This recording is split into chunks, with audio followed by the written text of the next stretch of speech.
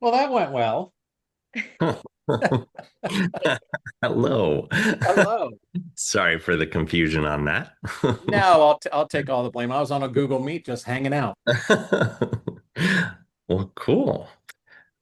All right. I think we can get started with an introduction and whoever pops in can catch up. But thank you all for coming. It's really good to see you again. And thank you to my guest this week, Chris Speicher of the Speicher Group. I wanted to start with having Chris just introduce himself, introduce the markets that he works in, and talk a bit about his team structure and his background. And then we'll kind of continue on from there. So, I Chris, take it love it. away. Let's cover the boring stuff. Um, let's see. My wife and I have been running our team now for about 16 or 17 years. Um, I have a background in the tech space. I worked for Microsoft for quite a while and then joined her because real estate seemed so easy. And I saw her making all the big checks and having all the time off. I didn't realize what she did. So we formed a team, like I said, 16, 17 years ago. Our core team serves the greater Washington, D.C. market. So Maryland, D.C., and Virginia. We have a second team down in the beaches of the East Coast. So the Maryland and Delaware beaches. We have a team down here. And then we also have a team on the island of Maui, where we actually ran the team for 6 years. But now we're back on the East Coast. And we're looking at a couple of expansion markets currently. Houston being one of them, and maybe a couple others, depending on how it goes. We're a big Zillow Flex team. We've been Zillow Flex now for 5-ish years. Um, and that's who we are. The wife is the face of the company to the consumer. I'm the face of the company to the kind of to the real estate industry, real estate space.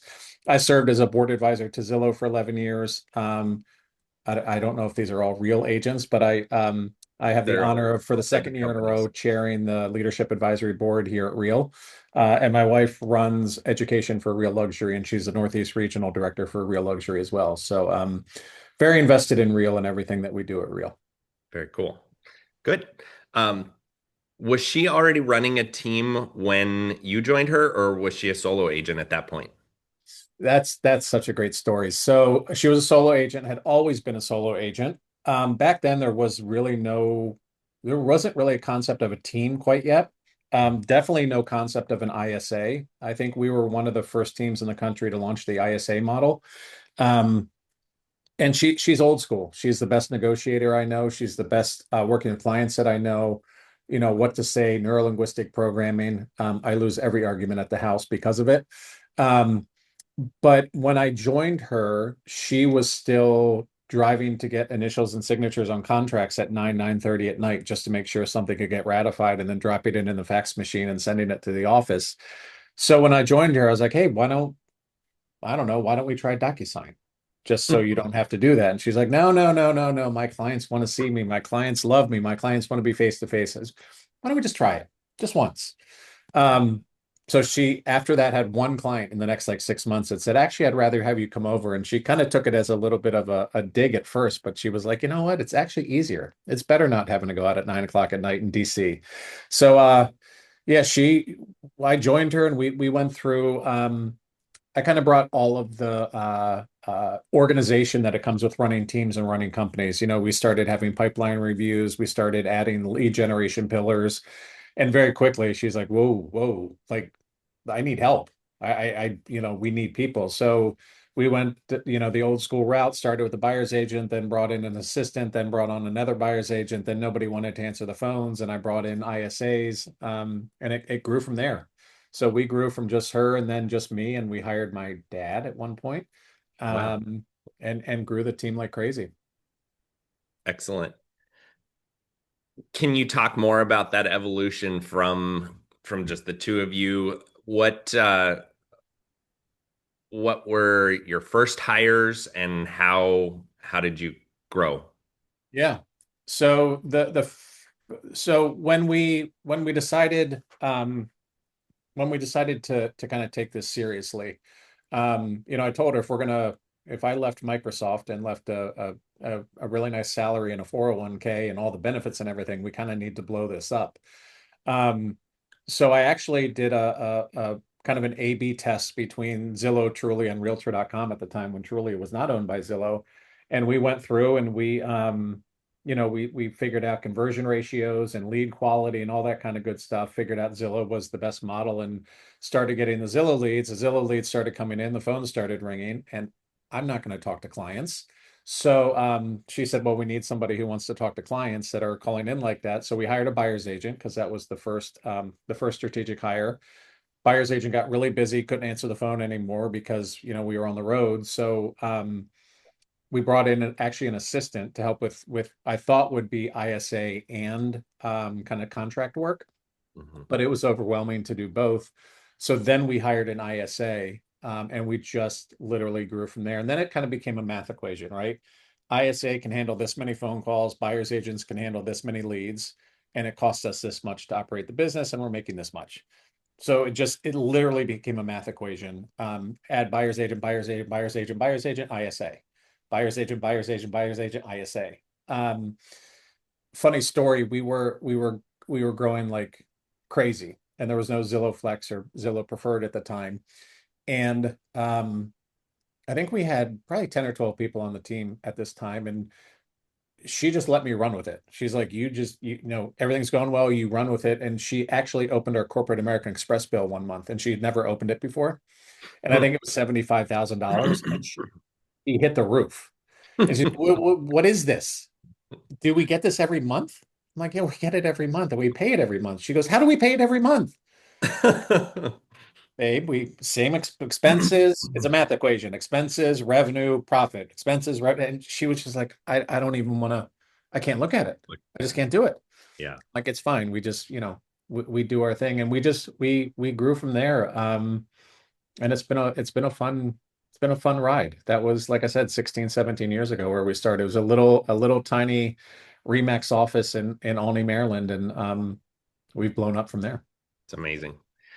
When you were expanding with these roles, did you lean on like job descriptions from elsewhere? Or did you create those, or how would you Yeah. it out? So we leaned very heavily on Tom Ferry at the time. He's a very close friend, a very close personal friend, and the team's concept was new. So we kind of built out what we thought were job descriptions and roles and responsibilities together. I helped him to some extent form his team coaching program. Um, so I kind of heavily leaned on him and his organization to help kind of build out what that would look like. One of the greatest stories of that, and I won't actually cuss, but we were growing like crazy. We were both tired. DC market, she'd be on the road at 8 in the morning, suit and heels, driving. She'd get back at like 8 o'clock at night, eat dinner on the couch, fall asleep with the laptops in front of us, the whole thing. Um, and she asked me to do something one night. It was late.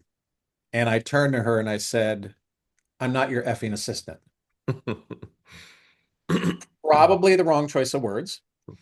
Um, so we got into a little bit of a argument about it, which is actually the only argument we've ever gotten into about work in 16, 17 years. So I called Tom. I'm like, dude, what do I do? He goes, get her an effing assistant. I'm like, oh, okay. Good Okay. idea. That's what we'll do.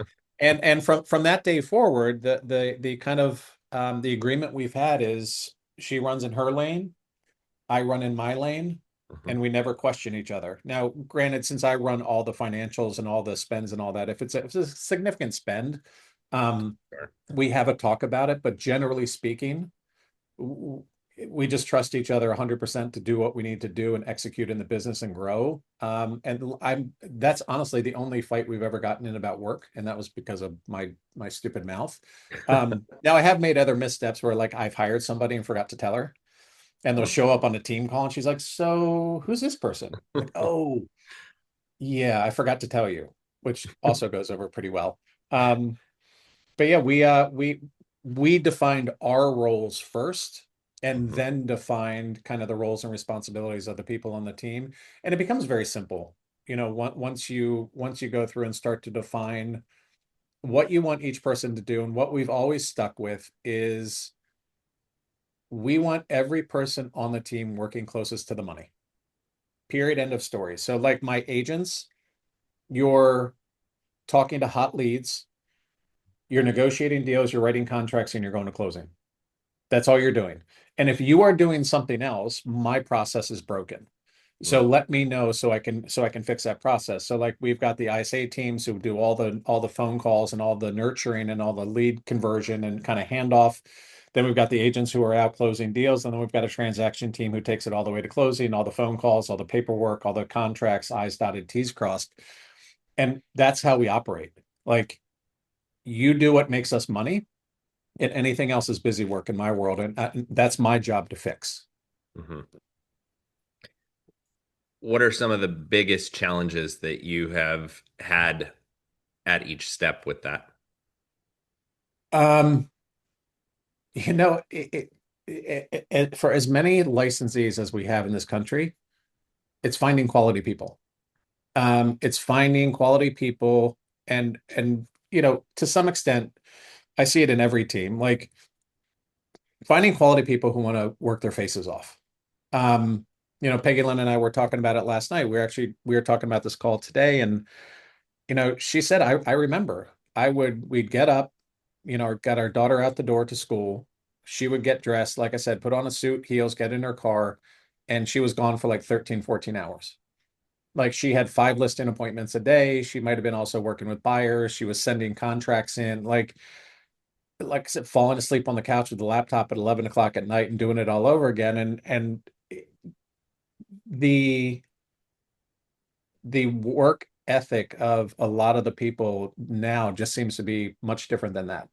And I think technology plays a bit of a role in that. Um, I hear her having one-on-ones with all the team members now, and the theme is always the same, which is call your sphere. Don't text them, don't email them, call them. Like I literally want you to wake up every day and figure out between now and the end of the year how many people do you need to call, break it down into a daily thing, and call them and simply say something like, "Hey, I was driving by your street today and I thought of you, just seeing how you're doing." And they're like, "Well, I sent a letter to them, or I'm going to email them a Thanksgiving thing." Like, just call them. So I think to some extent technology has made um I don't think it's made agents lazy, but I think it has given them an out, and I think it has by default taught them to not effectively follow up like I think a lot of us, have done. I don't want to say growing up, but back in the old days. Coming up in the business. Yeah. Yeah, So I think that's been the biggest challenge. Um, is the quality, the people that just want to hustle their faces off. yeah. How do you think that Look at uh Tracy. how do you think that you can find people who aren't like I want to be the face of it. How do you find people that want to work in the business Yeah. and find a role that fits for them without them wanting to be the Peggy Right. Lynn? Yeah, it can be extremely difficult to do that, especially in the age of social media. Everybody thinks they have a brand. Everybody thinks they can be an influencer.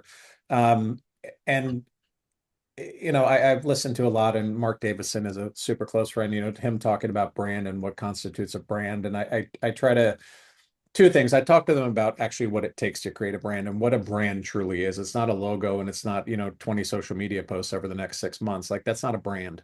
I talk about how Apple is a brand and Coca-Cola is a brand and Tesla is a brand. Joe Smith Agent is not a brand. I hate to tell you. Um, but I also we're very transparent with the team. I swear to you, if I pulled up my text messages, I just had this conversation with my director of agent services last night. It's an expensive game too. It's extremely expensive. If you start talking Follow Up Boss, Real Scout, Slack, and Fellow, you start adding in all this stuff. Like I said, they're like, it's, financially speaking, we start off like 17 grand in the hole every month. I need you all to close a lot of deals. This is an expensive endeavor. And then if you talk about being a regular agent, you know, office space, lead generation outside of something like Zillow Preferred, where you've actually got to pay for it. I think at one point we were paying $400,000 or $500,000 a year for Zillow leads. Like, good luck to you. And by the way, good luck to you when you're in an enhanced market where they're only doing Zillow Flex these days. So, I'm an open book. I'm like, here's what it costs to operate the team. And here is what it costs if you were to go out on your own. And we encourage that if that's what our agents want to do. Yeah. But once you start looking at an agent who gets it and says, all right, so I need to pay, NAR, I need to pay the Maryland Association of Realtors, and I need to pay my local association and my lock boxes and my signs. That's all you need to pay for. Like, Yeah. I've got everything else covered for you. The ones that get it are like, oh, there's no way I want to go out on my own. Like, I'm making a ton of money. I don't have any expenses. And I'm happy to do it. The ones that don't understand it are the ones that, I get on the calls and they're like, oh, I love HGTV and I want to be a social media influencer and I like looking at houses. Sweet. Keep doing that, but just not with me. Yeah. Um, you need to be just transparent and honest with them. And we always kind of position it that we're not doing this to scare you to stay on the team. We'd love you to join us. We'd love for you to stay on the team. But here's the reality of going down that path. And I can point to 4 or 5 people that have left the team over the years and are either no longer in the business or joined another team. And I'm like, I'm not taking it, I'm not digging on any of them. They chose that path, but understand that they chose that path. They had the same mindset that you had and they wanted to do the same things that you're talking to me about. And look where they are now. And I can always go into Zillow and pull up their past sales and say, hey, look what they did over the past 12 months. She sold 3 homes. You've sold 17. Like, what's your big plan? I'll never forget. We had a couple of agents that decided they were going to go out and form their own team. And I think that's one of the Achilles heels of a really good team leader is we make it look easy. They don't understand all of the stuff that goes on in the back, especially the relationships that we have that, I've spent 17 years forming these relationships. Um, we make it look easy. And we were sitting at dinner and they said they were going to go form their own team. And one of them is literally waterworks. She's crying because she knows it's the wrong idea, but she's going to do it anyways. And my wife looked at her and said, so tell me what you're going to do to generate leads. And I swear to you, through her tears, she looked at us and said, CRM. Well, okay. What? Like, do you even okay. And the way we operate, and it's not a negative thing, but we're very corporate when we decide to, and Tracy can vouch for this, we're very corporate when we decide to part ways with somebody. So I said to them, listen, by the time we get up from this dinner, your email, your access to Boomtown, which are our CRM at the time, your access to DocuSign, and everything is gone. Mhm. So you get up to dinner and you walk out, you have nothing to log into. Yeah. And it started to really hit them, but they were hell bent on it. Now one of them's no longer in the business. One of them's actually on one of my expansion teams now. Oh, funny. Wow. What does your current structure look like in each of those markets? Like, give us the organizational structure from Yeah. top to bottom. So we're very flat. We have really for all intents and purposes, no reporting structures in place, no management, nothing like that. We're all equals. We're all business partners. So I've got my director of customer success. I misspoke earlier. My director of customer success is kind of my lead for all the ISAs, the CRMs. She's kind of responsible for all of that, because I don't have the patience or the time for it. So she runs that group. Then I've got a director of agent services who takes everything from contract to close, and she will by herself do 250, 300 units this year. So she's kind of a rock star. And then I've got all my agents. And I've got no sales managers, I've got no supervisors, I've got nothing like that. Um, I said it at one of the breakouts at Rise, like, we hire adults, we provide them expectations, and they're expected to hit them. I don't have time to babysit. I don't have time to put layers of management in place to make sure you say the right thing or do the right thing. You either do or you don't, you will or you won't. And if it's the latter, you don't need to be here. Um, and that really empowers the team. That empowers the agents to take responsibility for what they do. And we really dumb down our goals for everybody because I think that so many team leaders provide such crazy detailed this many, that this many, this many, this many, this many, this percentage, and they're like, what are you talking about? And I'm like, I'm simple, like I need this many Zillow home loans pre-approvals, as long as you're introducing them to everybody, because we are not steering people towards ZHL. Big disclaimer. Um, and I need you to ratify and close this many Zillow deals. Your past clients and sphere is your business, not mine. You should go close them, but I'm not gonna tell you to. Um, so the team, that's how the team in the greater Washington D.C. market is structured. Down here at the beach, we're a little loosey goosey. I've got really, really senior team members down here that we've known for a very long time that do 40, 50, 60 units a year. So we kind of operate them on just a referral basis. Because Peggy Lyn, this might be some big announcement. She's completely out of production at the end of the year. She's no longer working with clients. So even down here in the market that we live in, no more clients. So we just kind of take a referral fee from them. They don't have access to our CRM. They have email addresses, but we just kind of Sure. hand them leads. The team in Maui we're much closer with. We have weekly calls with them. We just got almost a $6 million place in escrow. It'll be Peggy Lyn's last deal in Maui. Um, but we kind of handle them with kid gloves a little bit. For those of you that don't know, some of you on the call do know, is Peggy Lyn and I lived there. We uh we ran the company from there for 6 years. We lived in Lahaina when the fire happened, and unfortunately, that's why we're back on the mainland, back on the East Coast. So we're just trying to keep the team there afloat. We're trying to keep them, yeah, we're just trying to keep them afloat. It's really, really crappy on West Maui still, and it's going to be for a very long time. So we kind of treat them a little bit differently. Um, it's a lot of hand holding. It's a lot of weekly calls. It's a lot of calls about emotions and keeping their mindset right and making sure that they kind of keep their head above water. It's been really tough when we have one agent out there that I think it was this year has done more than 150 open houses, has sat floor duty like 90 times, and has done 2 deals. Oh, Um, it's pretty brutal, but that's how we run it. We treat everybody like family. And that's not a bullshit comment. Like our interview process is 5 layers deep. We do background checks, we do credit checks. My agent, who's part of the interview process, my two kind of admin people are part of the interview process, and then one of them raises their hand and says, "Hey, culturally not the right fit." I could love the person and think they're going to be a rock star. Peggy Lyn could love the person. We don't make them an offer. mhm. Um, and it's all about culture. We actually just had an interviewee I thought would be a rock star, but culturally, my team said no. And that's how we've always operated the company. It's about the people. Got it. Can you give us some understanding of the financial splits for teammates and how you compensate your agents versus staff members? Like what Sure. do those numbers look like? Sure. I'll give round numbers because every team leader might be a little bit different, and I don't want to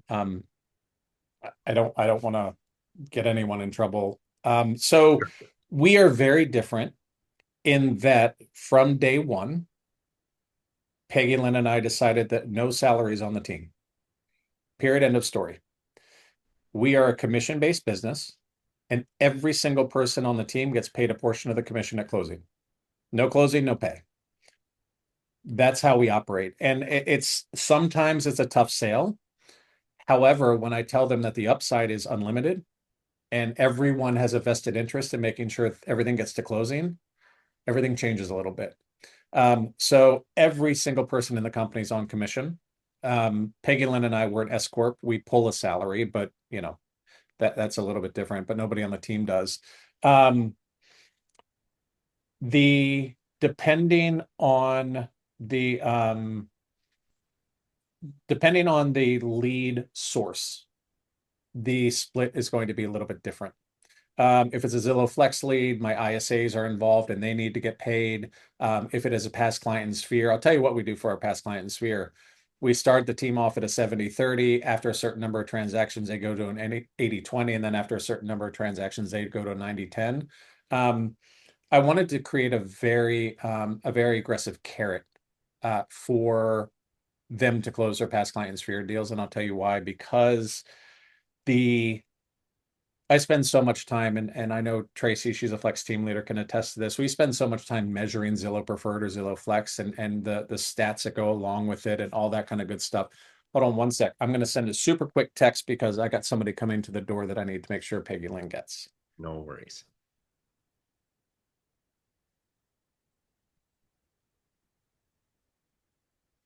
Of course, it came during this call.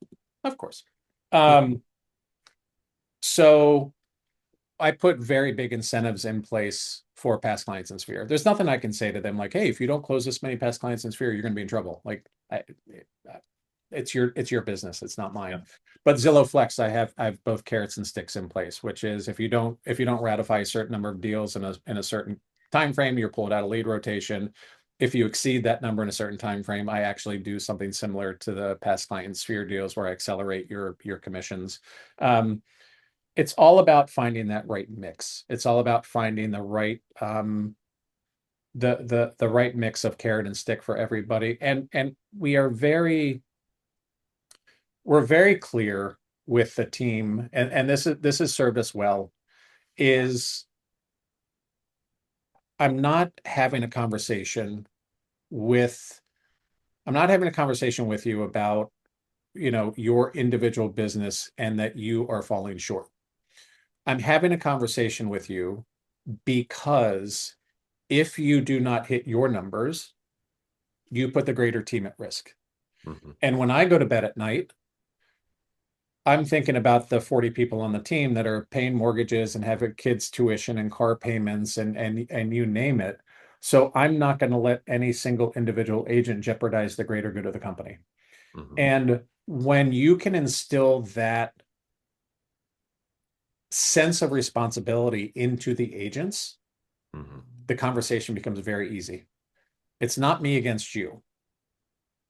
It's you making sure that the team as a whole stays afloat. It's a very, very different conversation, and the ownership that they begin to take in what they do changes instantly. That's fantastic. Yeah. I'm Um, Marin. Hi, Marin. How long do folks typically stay with you on the team? Are they a number of years or are Oh, they yeah. decades? What's going on there? Yeah, I th so I think because of the culture that we had built, and them understanding kind of the greater good of what we're doing for the team as a whole. Um, I've had team members. We've just celebrated 13 years with a couple of team members. Amazing. Um, and generally speaking, they're the team members that get it. They're the team members that understand. They're the team. I posted in our Slack channel today. I'll read it. It's actually up right there. Congratulations to Ryan McKevitt for closing more than 300 deals with the Spiker Group since he joined us just over 9 years ago. That's an average of 35 deals a year for 9 years. He's not going anywhere. No. He's doing that with no expenses. So we tend to keep people for a very, very long time. And I can generally speaking tell you within 90 days if we're going to part ways with somebody or not. And I'll pull the trigger pretty quickly. Hmm. We screwed up, we made a mistake. But generally with the hiring process that we have and what we go through, we don't go through that a lot. It's more what we talked about in the beginning. It's people who've been with me for 3 or 4 years who think, hey, running a team seems easy, or I might get 5 more points over here, and I generally don't lose people on splits, but I'll lose people to say, here's the one that pisses me off the most is I'll have somebody that has like 3 Sphere deals coming up. And they're like, well, if I left the team and I've already capped it real, I'll get 100% of the commission for the 3 deals. Like, I see what you're doing, Yeah. and in 3 months you're going to regret it. But if you leave just to do that and then Hmm. try to come back, you're not coming back. Yeah. I just want to be clear. Like if that's why you're leaving, and they'll usually tell me, like, yeah, I just don't want to pay the team split on those 3 deals. Like, cool, best of luck. But generally speaking, I mean, my tenured agents are over 10 years. It's amazing. Yeah, you got to love on your people. Like Yeah. that's what it boils. You got to treat them like adults. You've got to treat them with respect. There's no yelling, there's no screaming, there's no berating, there's nothing. If I email or text one of my agents, I'm like, hey, I need 5 minutes. A, they know what they've done, and B, it's like, hey, Dominic, tell me what's going on. Yeah. Like I, I, the numbers are because of something else. Hmm. So tell me what that something else is, and let's see if we can work through it. And if we can work through it, let's kind of get that. If you need a pause, let's pause. Like if you need me to help you with something, I'm here to help you. Um, the reduction or the unhappiness is generally an effect of something else that's going on in their lives, and that's what we try to focus on. Yeah. It seems like there's a couple things in terms of their psyche that I'm curious about. If they're if they're coming into this as team players instead of as folks who are wanting to be entrepreneurs, and then how are they relating to each other? Tell me more about the relationship of agent to agent. Like, I'm just curious about this mindset that they have versus a typical real estate agent. Yeah, I mean, I think at heart people get into real estate to be an entrepreneur, and we generally speaking let them. We have strict brand standards. What can and can't you say? What's your email signature look like? What goes on we've got that kind of stuff, but you go do you. Hmm. The only thing that I'm going to hold you accountable to, I mean, you can't have a bad attitude and stuff like that. Like I'll fire you on the spot for that, but I'm going to hold you accountable to the flex deals if you want to do flex deals. Hmm. That's it. The rest of your business is your business. And if you want help doing it, I'm going to help you with it. If you don't, if you want me to stay out of it, I'm going to stay out of it. And the team, we, like I said it before, like we spend an inordinate amount of time ensuring that the team recognizes that every single person on the team feeds into the health and the greater good of the people that they're surrounding themselves with. And once they embrace that, and once they get that, and once they understand that, that is not just them off on an island, kind of working for the Spiker Group. It is your actions affect people's ability to pay mortgages and affect people's ability to put their kids through school and make car payments and whatever the case may be. Like we go through as a company, we go through deaths together, we go through births together. Um, we're there. We're in Hmm. it with them every step of the way. And when they realize that that's what we care about and that's what the other agents on the team care about, and we are simply backing the real estate business into their life goals in order to help them achieve them. I Hmm. don't I don't give a shit if you come to me and say I want to make 120 grand a year. Like, okay, fine. We can do that. Here's the formula. But if you tell me, I've got 2 kids going to college and I've got 2 in private school and I want to buy my first house. Okay, so let's go through what the math looks like on that. What's that going to cost?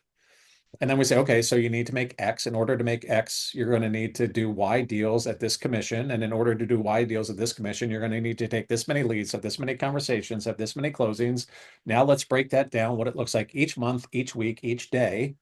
So now you have a roadmap. And when they realize that we are building, so we have no team goals. My team goals are rolled up from all of my agents' goals. So when Zillow comes to me and says, hey, we can increase your lead count by 200 next month, it's not my goal. Yeah. I don't do that.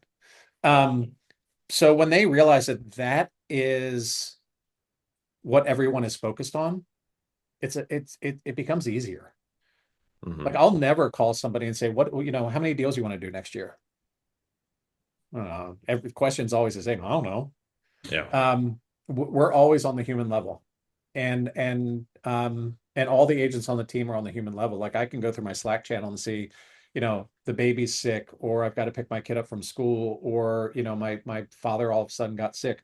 My team is out there showing for the other people on the team. They're showing homes, writing contracts, negotiating deals, stepping it. Nobody's asking for a referral fee Hmm. because they're going to get it back someday, and they know that. So, like I said, we spend a lot of time just focused on that. Um, and it pays big dividends. Yeah. I think so many people in this business, and I think that a lot of these real estate conferences and a lot of social media has created this persona of these people who drive the fancy cars and do all the transactions and make all the money. And when I tell them a couple of stories about, hey, I get it, but I also know that that person from stage, I've dug into their books. Hmm. I can tell you that they haven't paid their taxes in 3 years. Or I can tell you that that person that just sold it said that they run teams in like 9 states, got a $40,000 tax bill and couldn't pay it. And I've said to Tom Ferry for 10 years, before you put a single person on stage, you should review their tax returns, because it is irrelevant to me what their volume is. It is irrelevant to me what their transaction count is. It is irrelevant to me what their GCI is. I want to know what they took home. Yeah. That's the only number that matters to me. And if you started to do that, nobody be on stage. No. So that So, that that's that th these are the conversations that we have with our team.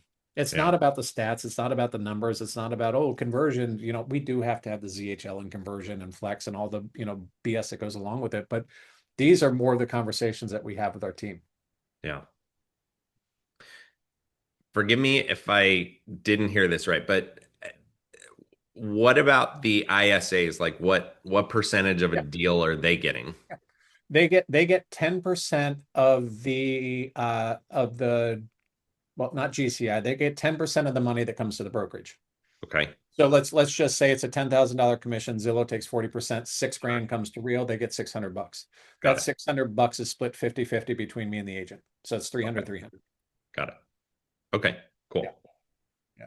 And like I said, the sky's the limit. Yeah. And that's why I'm in the process of launching a couple of expansion teams within Real. Um, and the financial arrangements are exactly the same. So my ISAs are super stoked. Like I literally just added like 30 zip codes in Northern Virginia and DC, which I haven't been able to do, but I just brought over a DC team and a Virginia team. Hmm. And I'm like, all right, like we do a zip refresh on December 5th. Get ready. Yeah. Like we're going to start running. I actually have the referral agreement up in ChatGPT right now to finish up after this Funny. to get everybody to sign it. All right. What is your ratio of ISA to agent headcount? So we don't look at it from an ISA to agent headcount, but if I had to look at it, it is probably we have 2.5 ISAs and about 18 agents. So you can do the math. Yeah.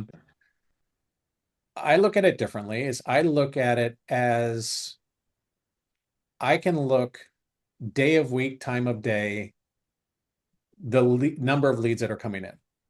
So I know that on a given day, I probably only need one ISA that's on. On a given day, I need one that's on, but I need a second one to start at 2 in the afternoon and go to 7. Like that's how we do our numbers.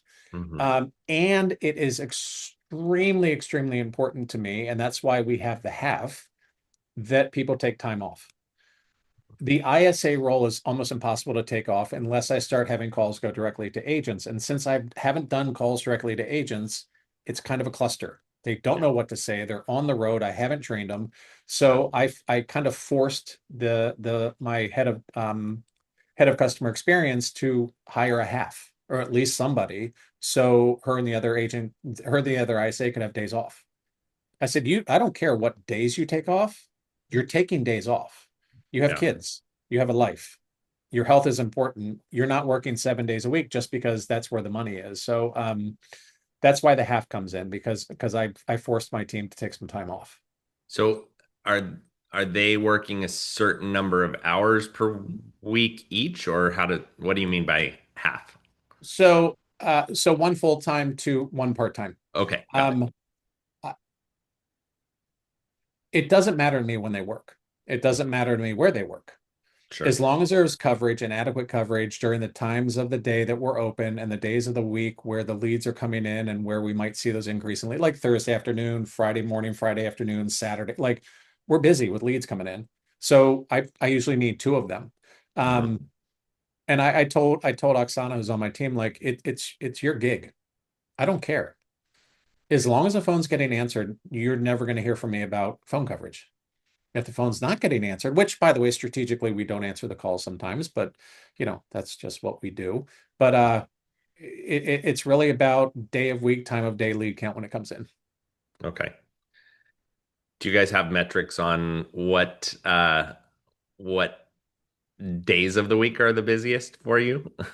Yeah, I'd have to look. But generally it's Friday, Saturday, Sunday, Okay. which sucks, right? I Yeah, mean, that's when people don't want real to. estate really has no concept of weekends, but it's rough that it's Friday, Saturday, Sunday because kids and sporting events and football games and soccer games and weekends like it's tough, but that's why we added the half to Yep. make sure that if my team wanted to take off, that they could take off on a Saturday or Sunday and do what they need to do with the kids, and we had the backup to do it because that half person actually has a full-time job, so Yep. she's generally nights and weekends.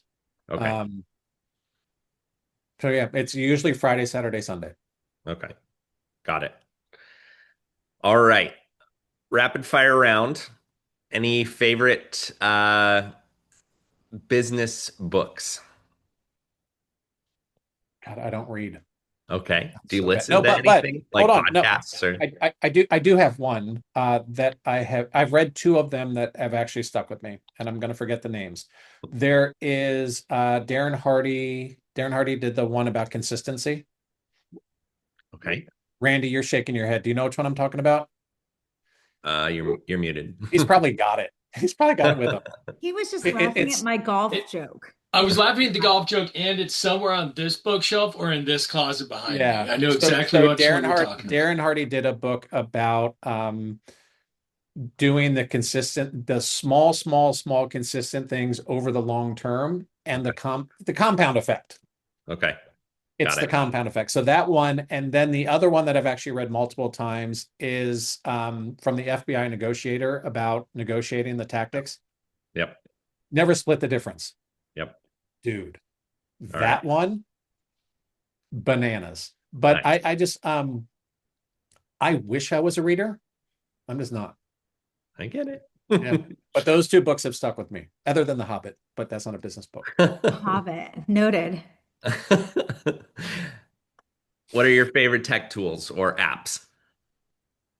Oh, wow, that I can talk about. Tech tools or apps. Um, I mean, if we're talking about running the team, it's probably Slack. I love Slack. Peggy Lyn won't log into it. She'll never use it, which is kind of infuriating. But we have to use Follow Up Boss. We have to use I think for me, the favorite business app, and it's so basic and it's so simple, and we have used it forever, and I use it outside of work, is DocuSign. I think that app is still just freaking spectacular. There's nothing new on my phone that is like, oh, the newest thing. I mean, I've got a couple like stupid games I play, but that's not relevant. But I think the most basic is DocuSign. I mean, I use it personally. I use it for everything. It's nothing shiny, nothing exciting. However, I did have a call today with and maybe we can do a follow-up in a few months with an AI company. Hmm. They will be my new favorite. We're getting ready to implement. I actually signed the statement of work while we were on the phone. All Which right. one is it? I can't You tell you. can't tell I us. could tell you, but I'd have to kill you, and I like you. Any favorite leadership quotes? Any favorite leadership quotes? Um, so nothing that comes to mind off the top of my head. However, at our company holiday party, I always do a little speech, and I always end up getting a little bit teary-eyed. I know I don't seem like an emotional person, but it happens every now and then. But I will be reading to the team the last section of Warren Buffett's farewell letter to Berkshire Hathaway. It was If you great. have not read it, And sent it to me. It was great. Yeah, So I good. sent it to you, right? Yeah. It's Yeah. everything. Yeah. It's literally everything. So, I do have some quotes that I like and some quotes that are cool. I can't think of them off the top of my head, but that last part of that letter is now it's on my desktop. It's hands down and the very, very last part of the letter. As I said to a couple of people, it's very easy to say that money doesn't matter when you're worth $150 billion. Yeah. But he says some really good stuff in that. That's my new go. Definitely nothing from Sharon. No, no, no, nothing from Sharon. For people who don't know, Chris is very good friends with Sharon, so please don't take that the wrong way. The new blog post that he posted though yesterday, I think it was actually pretty good. It was pretty solid. I almost Was texted it? him. Yeah, it was pretty good. The rest of Okay, everything else that guy says, Trash. yeah, trash. so But before we open it up to everyone else to ask you questions, what's one piece of advice that you would give to another team leader?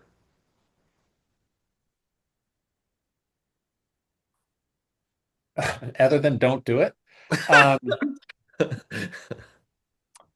I think there are two. Um, Always lead with empathy. Business is secondary. And whether if the team leader is starting out or running a current team and is open to moving, I went through it when we moved to Hawaii. Work in a high price market. It is so much easier. I mean, you make more money. The clients are easier to deal with because they look at their homes generally as an asset. Um, and instead of doing, 80 deals to make a million, you can do it in 12. Like it's people like I have a lot of agents that ask me like, what's the one piece of advice you could give me? I said, move to a crazy high price market. Do 3 deals a year. And that's probably more than you're going to make if you live in a market that your average price point is 325 and you do 50 deals. Um, but I think the biggest is leading with empathy and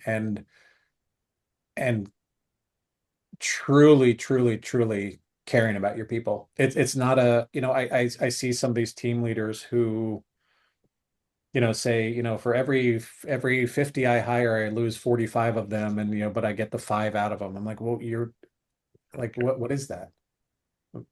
I don't get it. Yeah. Um, it's 100% about your people. It's not about the commission. It's not about the partnerships. It's not about transaction count. It's not about volume. It's not about that. We will do, I don't know, 300 million this year. And I don't, I mean, I haven't had a conversation with any of my agents about their commission or about their production or about their volume. I talk to them about a lot of other stuff. We get together, they came down to my house for a big party this year. We're planning our big holiday event right now. The team gets together once a month. It's about the people. You take care of your people, everything else takes care of itself. Awesome. Well, anybody have any questions for Chris? We've got him captive. Tracy raised her hand earlier. I saw that. I did. I feel like I should know this since you're my sponsor at Real, but We never talk though. oh, never. This first time.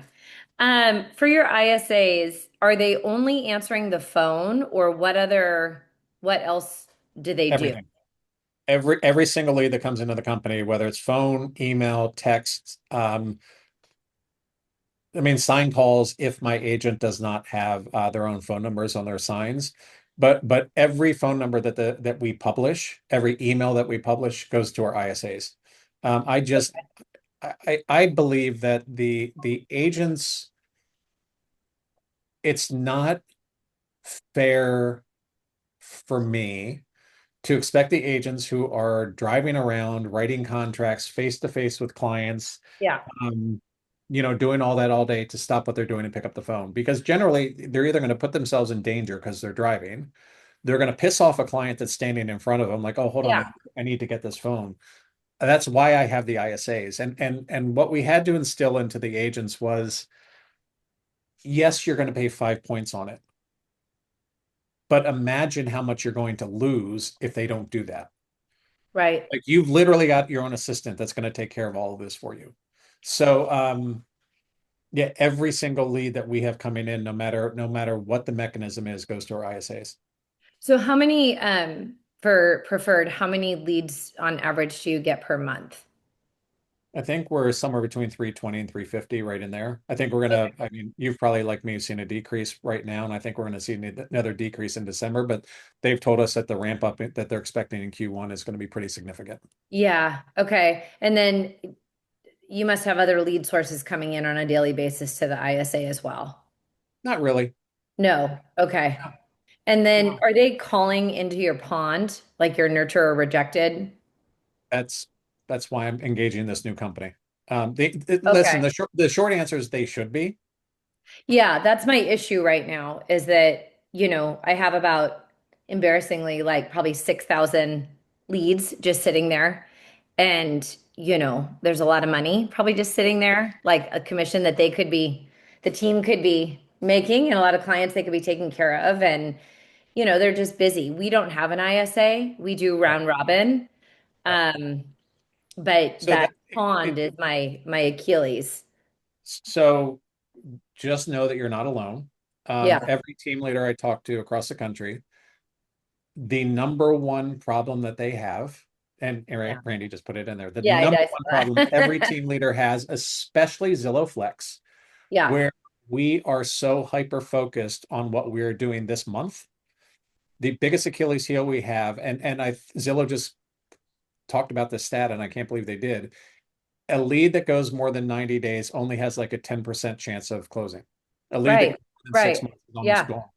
So we train our ISAs and we train our agents and we train everybody that's associated with it to focus on the low hanging fruit, low hanging fruit, low hanging fruit, low hanging fruit. Go get one or two I deals. know. And it's easy to get those one or two deals from the leads that are coming in today, which means everything else falls off. So the biggest Uh-huh. Achilles heel for every team leader in the country is what the heck do you do with that pond? What the heck do you do with those leads that are more than 30, 60, 90 days old? Or the leads that my ISAs held on to or didn't hand off because either they weren't ready. Yes, they have to-dos and they should follow up, but what if they didn't get a hold of them?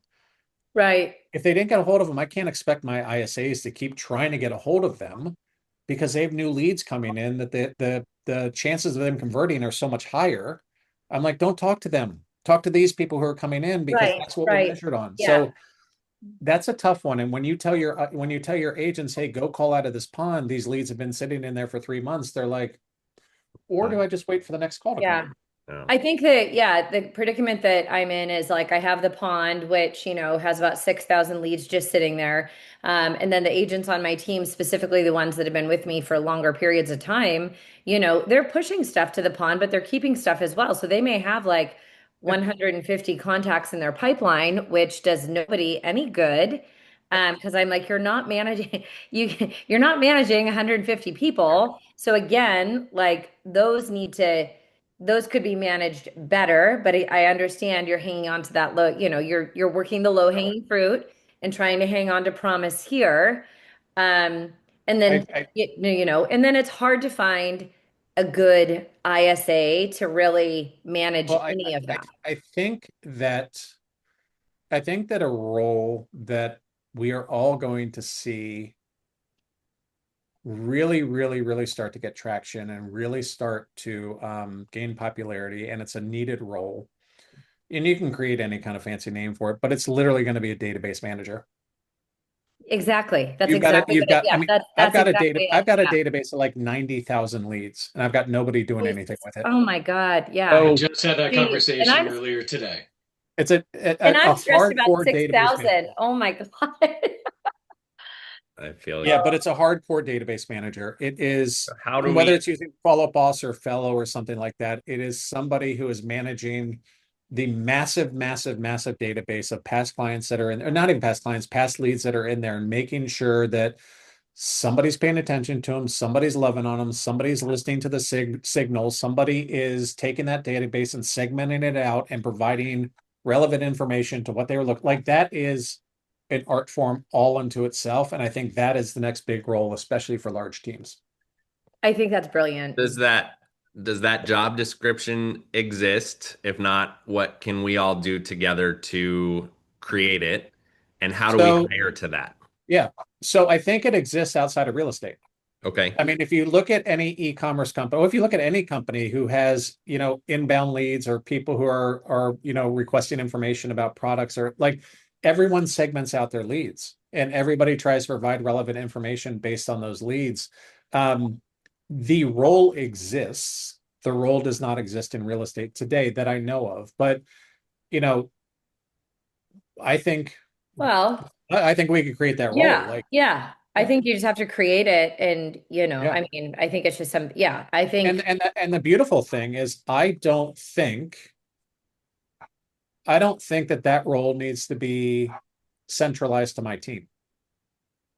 I think that the messaging and whether you incorporate e-alerts and I think it's too difficult to provide hyper-local content and all that stuff to a database that large, but providing some sort of relevant content to people where they are in their life cycle, I think can be centralized across multiple teams. And yeah, if you yeah, get it right once and you create that blueprint yeah, and you go to the other team and say, Replicatable. here it is. Yeah. This is how exactly. it works.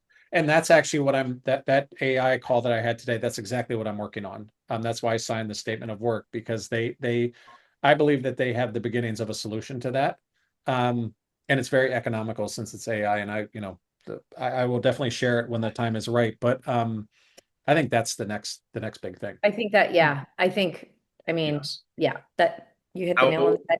how would you see the compensation structure? Would that be in place of an ISA in terms of like if you were going to go commission based for that role?